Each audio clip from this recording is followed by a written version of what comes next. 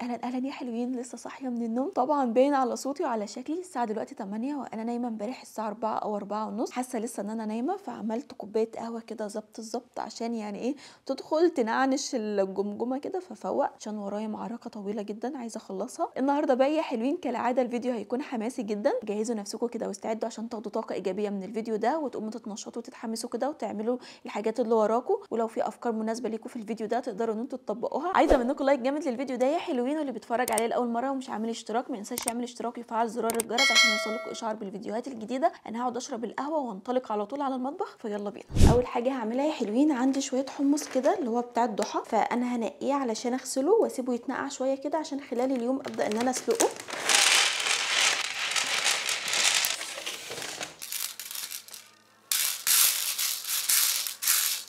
شلت منه الحبايه اللي مش حلوه. الحمص من الحاجات المشبعه قوي، فحلو ان احنا ندخله في السلطه. يعني مثلا نعمل سلطه خضراء ونحط عليها شويه حمص مسلوقين، لو احنا هنهرسه نحط عليه طحينه بيبقى جميل قوي، طحينه وليمون وتوم بيبقى لذيذ. بس طبعا الواحد بيكسل ان هو يعمله او ممكن يبقى نفسه فيه علشان لسه هينقع ويسلق وكده، فانا هعمله كميه ويبقى جاهز عندي في الفريزر، يا دوب اطلعه يفك احطه على السلطه مثلا، او اعمله كده وافرمه بتوم بطحينه. هبدا اغسله كده.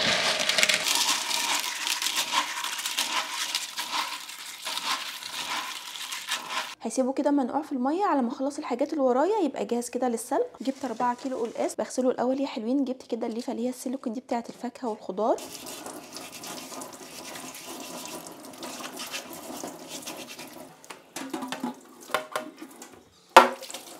احطه بقى على فوطه مطبخ كده واسيبه لحد ما ينشف خالص وبعدين اشتغل فيه. نيجي بقى يا حلوين للقرنبيط، كده من الحاجات المفيده قوي واللي بيدخل في كذا اكله، ومن الحاجات الحلوه اللي انا بحب احطها عندي في الفريزر الصراحه. طبعا هو بيبقى موجود في الشتاء بس. القرنبيط بيتعمل باللحمه المفرومه بيبقى جميل، بالبشاميل بيبقى تحفه، بيتحط مع الخضار السوتيه بيبقى لذيذ جدا. في ناس بتحبه مقلي بالبيض، وممكن كمان نعمله في صينيه خضار مشكل، فهو داخل في كل حاجه من الخضار المفيد ولذيذ قوي الصراحه، انا بحبه. فانا هبدا ان انا اجهزه عشان نديله سلقه كده نص سلقه ونحطه عندنا في الفريزر يبقى جاهز. جبت 5 وحدات قرنبيط كده، الواحده ب 15 جنيه. لو انتوا بتحبوا القرنبيط الحقوا اعملوا منه كام كيس كده قبل ما يبدا ان هو ما يبقاش موجود. هبدا بقى اقطعه واحده واحده كده بالراحه بحيث ان انا ما ابوظوش، نخليه زقنطوط كده، ما بحبوش يكون كبير قوي. كمان بيتحط مع المخلل المشكل بيبقى لذيذ برده، فهو بيدخل في كذا حاجه.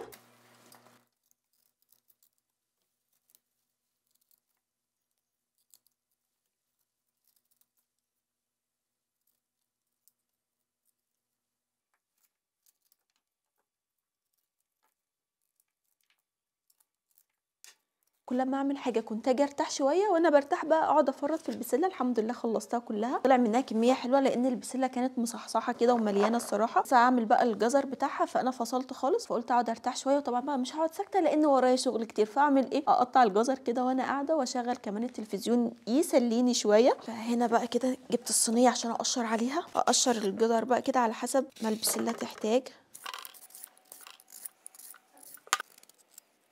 الواحد بقى بعد ما يخلص التفريزات والحاجات اللي بيحطها في الفريزر دي عشان تسهل عليه، هيفضل مرتاح فتره بقى، يقعد يدعي لنفسه كده وهو ايه شغال فيها، يقول برافو عليكي يا بنتي يا نهوده ان انت عملتي الحاجات ديت وانجزت على نفسك الوقت. الحاجات دي في التلاجة بتفرق جدا وبتوفر الوقت وبتسهل. قطعت القرنبيط ودي كل الكميه ما شاء الله. هبدا ان انا اغسله. انا بحب ان انا اديله شطفه كده قبل ما احطه في الميه السخنه الصراحه. وغسلت الصينيه وبغسل كل حاجه اول باول كده علشان الدنيا ما تتكركبش حواليا، لان الواحد اليوم بتاعه مضغوط وبيعمل حاجات كتير. فلو سبت الحلل والاطباق بقى واحده ورا التانيه كده المطبخ هيبقى مكركب عندي. اغسله واحده واحده كده، بيبقى طبعا عليه تراب او كده عشان نتاكد ان الحاجه بتاعتنا نظيفه وزي الفل. هديله شطفه كده حلوه ومولعه البوتاجاز كده على ميه تسخن. اكتبوا لي حلوين كده في الكومنتات ايه الحاجات الاساسيه اللي انتوا بتحبوا تجهزوها تبقى عندكم في رمضان، كل سنه بتعملوها يعني ما تقدروش تستغنوا عنها وبتسهل عليكم وقت ومجهود.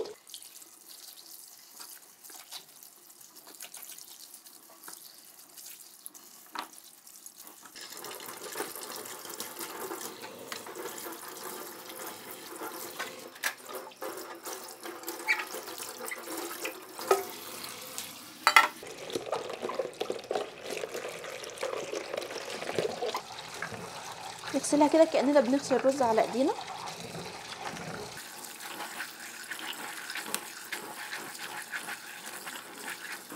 هبدا شغل في القلقاس يا حلوين. سبته كده لحد ما ناشف زي ما انتم شايفين. طبعا علبه المناديل لازم تبقى جنبنا. السكينه اللي هنشتغل بيها لازم نتاكد كده ان هي مفيش عليها ميه خالص. دي طريقتي دايما في تقطيع القلقاس، بس اكتر حاجه بتسهل عليا ان انا اجيب حجم القلقاس صغير كده بحيث ان انا اقدر اتحكم فيها، فبالتالي ما تعورش وما تبهدلش. دي حاجه. الحاجه الثانيه القلقاس الصغير بيبقى طري وسايح قوي في الاكل، بيبقى احلى الصراحه. ببدا اقشره كده كاني بقشر بطاطسايه. خلي بالنا كده واحنا شغالين فيه، نشتغل بتأني وبالراحه خالص، محدش بيجري ورانا. في ناس بقى قبل ما تقشر القلقاس بتعمل ايه؟ بتقطع القلقاس دواير دواير وبعدين تقشره. بالنسبه لي كده اسهل. خلاص بقيه الكميه كده وبعدين نقطعه. همسك القلقاسه كويس قوي وابدا اقطعها كده شرايح.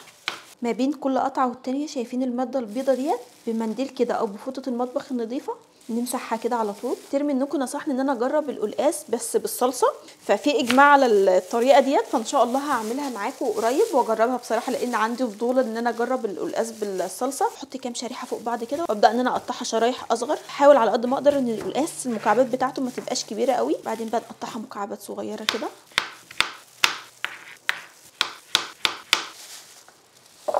الحالتين دول فيهم ميه بتغلي. واحده هعمل فيها القرنبيط، هحط فيها كده رشه كمون، ما بحطش حاجه تانية. والحله اللي هعمل فيها البسله حطيت فيها شويه سكر عشان تكون ماده حافظه. بسم الله الرحمن الرحيم. البسله يا حلوين هسيبها يعني 3 4 دقايق بالكتير قوي، مش هسيبها اكتر من كده. ما بسيبهاش لحد ما الميه تغلي بيها وكده، مش عايزاها تستوي. انا عايزاها بس اللون الاخضر بتاعها يعني عارفين اللي هو يزهزه بس شويه كده وخلاص، مش هعملها اكتر من كده. بشوف برده ناس بتفرز البسله من غير ما تحطها في ميه سخنه ولا اي حاجه، وبيقولوا ان هي بتبقى حلوه قوي، بس انا الصراحه ما جربتش. انا بحب الطريقه ديت على طول ناجحه معايا، فبعملها كده على طول يعني. هنا بقى كده هبدا احط القرنبيط، بس القرنبيط هعملها على كذا مره. القرنبيط يا حلوين هيسيبه بالظبط يبقى نص سلقه مش اكتر من كده. البسله كده خلاص معايا، هاخدها على طول كده على طول. بسم الله الرحمن الرحيم. البسله تنزل من على النار على طول في ميه بارده علشان توقف التسويه بتاعتها، علشان الحاجه ما تتهريش مننا. والقرنبيط هعمله بنفس الطريقه كده واسيبهم لحد ما يتصفوا بقى. كل ما اقول الحاجه دي مش هتاخد مني وقت وهخلصها بسرعه بسرعه، هتاخد مني مجهود ما اقولكوش يعني. القلقاس ده لما قطعته حاسه ان دراعي وقف. خلصت الكميه كلها. غسلت كده ليمونتين كبار هعصرهم. نقلب القلقاس كويس كده يا حلوين. قشر الليمون اللي بيفيد مني في اي وقت بجمعه كده في علبه، لما اجي اغسل الفراخ او انضف او كده او محتاجه ليمون او قشر الليمون اطلع منه واخده واستخدمه، فمش برميه. اقسم بقى القلقاس كده على قد الطبخه.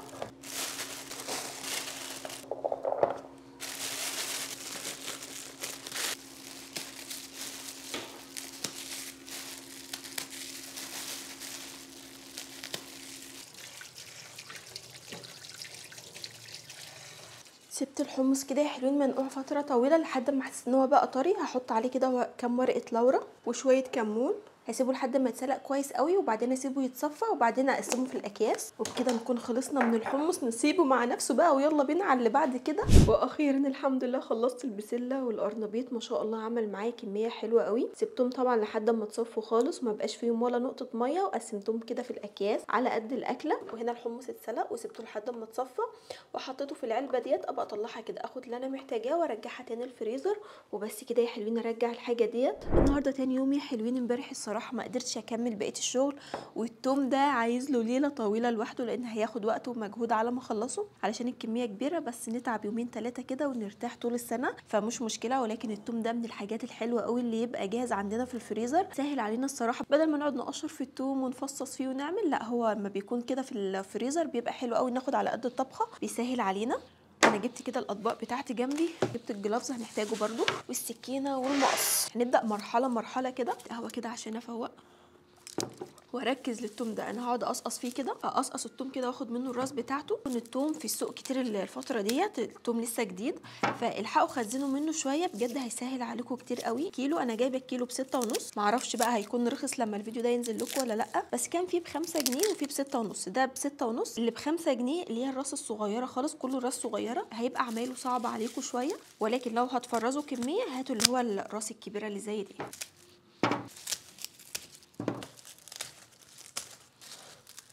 قطعت كده يا حلوين كل التوم. نبدا بقى نشوف هنعمل فيه ايه. طبعا التوم اللي بيتفرز مش بيتغسل، فنخلي بالنا كده. هنشيل منه الطبقه اللي هي الخارجيه والحته اللي تحت دي. بنقشر التوم كده حلوين، بننضفه، وبعدين الحته الخضراء ديت في اول التومه مش هنرميها، هقول لكم هنعمل بيها ايه دلوقتي. فهنجمعها كده على جنب، نبدا كده نفصص التوم. الطبقه الخارجيه ديت برده مش هنرميها، هنعمل منها توم باودر. هقول لكم دلوقتي على الطريقه بتاعته، سهله جدا، احسن مليون مره من اللي بيتشرى بره. طالما كده كده احنا بنفرز وبنعمل كميه، يبقى نستغل الحاجه يعني اسوأ استغلال، ونطلع منها اكبر قدر من الفايده، بدل ما نرميها ونرجع نشتري توم باودر. طب ليه نرميها وهي عندنا وما نطلعش منها توم؟ ده التوم كده بقى فصوص، ودي القشره اللي بره نضيفه وزي الفل. هنخليها على الصينيه اللي هندخلها الفرن، هناخده كده ونحطه في طبق تاني. طبعا احنا كلنا شاطرين، وفي اللي بيعمل كل حاجه في البيت، وفي ناس بتستسهل وبتشتري طبعا من السوبر ماركت، في ناس بتبقى مضغوطه. بس لو في فرصه ان انت تعملي الحاجه في بيتك اعمليها، ما تقوليش انا ما اعرفش او الموضوع صعب او كده. بالعكس والله الموضوع حلو، وكمان لما بتعملي الحاجه بايديكي انت بتبقي مبسوطه ان انت ماليه بيتك كده كله خير وحاجات انت عاملاها بايديكي ومتاكده من النظافه بتاعتها. دي حاجه. الحاجه الثانيه بتوفري كتير جدا، ومفيش احسن ولا اجمل من الحاجه اللي تعملها بايدك، صدقيني بيبقى طعمها احلى بكتير. كمان ما تعتمديش على حد، ربنا يديك الصحه ويديك القوه وتعملي كل حاجه بايديكي. وكمان ما عادش في حاجه صعبه الايام ديت، اللي عايز يعمل حاجه بيعملها. ندخل بس على اليوتيوب كده او جوجل، ونكتب مثلا طريقه تفريز الثوم، طريقه تفريز اي حاجه احنا عايزينها، او طريقه عمل اي حاجه، هنلاقي الطريقه بتاعتها وبتكون سهله جدا. نعمل كل حاجه بايدينا والله العظيم بتبقى جميله. اي نعم الواحد بيتعب يومين، بعد كده بيبقى مرتاح وبيبقى بيعمل الحاجه كلها نظافه، وطعمها بيبقى في بقنا زي السكر كده، عشان عمايل البيت. طبعا الموضوع ده هياخد مني وقت طويل جدا، فانا هقعد مع نفسي كده اخلصه علشان الفيديو ما يبقاش طويل عليكم، وارجع لكم في الخطوه الثانيه ان شاء الله. كمل بقيه الكميه بنفس الطريقه كده. هاخد الفصوص احطها في طبق لوحدها، والقشر اللي هو بيطلع النضيف ده احطه هنا كده عشان نعمل بيه توم باودر، والقطعه اللي هي بتطلع اللي هي قبل الراس دي بشويه اللي هي بيبقى لونها اخضر ناخدها عشان هنعمل بيها خلطه سمك وخلطه تتبيله. فهقول لكم هنعمل كل الحاجات دي مع بعض ازاي. يلا بينا. واخيرا بعد مرور كذا ساعه التوم اخد مني وقت طويل جدا لان الكميه كبيره، فاخد مني وقت الصراحه. بس زي ما انتم شايفين ما شاء الله طلعت معايا كميه توم كبيره قوي. دول الشويه اللي فيهم الحته الخضراء ديت، وفيهم برده فيهم شويه فصوص توم صغيره قوي، دول برده هنفرمهم ونعمل بيهم خلطه. وهنا يا حلوين ده القشر الابيض كده اللي احنا طلعناه على جنب، ده هنعمل منه توم باودر. دي كل الكميه. هدخل الصينيتين دول الفرن كده يا حلوين، واسيبهم مع نفسهم كده على نار متوسطه لحد ما الورق ده ينشف، وبعدين افرمه كده في الكبه ويبقى معانا توم باودر. بس اهم حاجه نتابعه باستمرار ونقلبه كل شويه علشان اللون بتاعه ما يغمقش فيدي طعم مراره.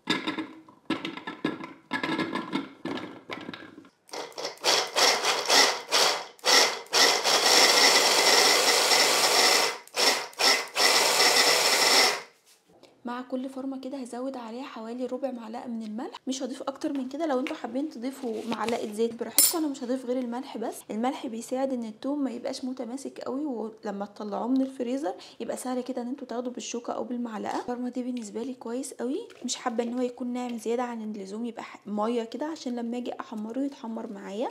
كده تمام. هعمل بقيه الكميه بنفس الطريقه كده يا حلوين. خلصت فرم التوم التاني، هبدا ان انا افرم بقى اللي هو الجزء الاخضر اللي كان في التوم مع كام فص توم كده. اضيف بس معاه كده قرن فلفل اخضر.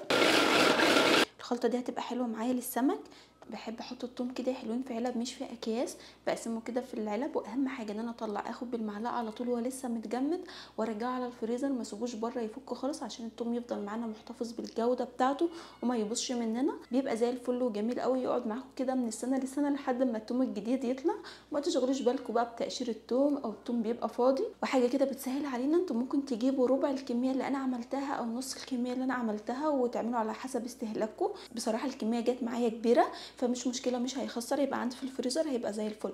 هقسم بقيه الكميه كلها كده في علب بلاستيك وبس، خلاص كده يبقى جاهز. وده شكل التوم يا حلوين بعد ما طلع من الفرن. سامعين صوت الخرفشه بتاعته؟ كنت كل شويه بقلبه. هسيبه بقى لحد ما يبرد خالص، هو لسه دافي، وبعدين اطحنه كده في المطحنه، وبكده يبقى عملنا احلى واجمل توم باودر.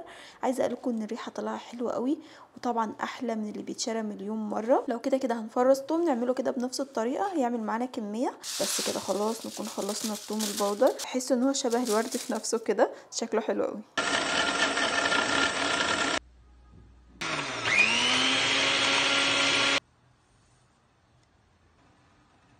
بس كده يا حلوين يكون الفيديو بتاعنا انتهى. اتمنى ان الفيديو يكون عجبكم وتكونوا استفدتوا منه. لو عجبكم الفيديو ما تنسوش تعملوا لايك وشير وسبسكرايب للفيديو ده. وان شاء الله كل الحاجات اللي انا بفرزها معاكم ديت ان كان لنا عمر ان شاء الله هنستخدمها مع بعض في الفيديوهات الجايه. اشوفكم الفيديو الجاي على خير. باي باي.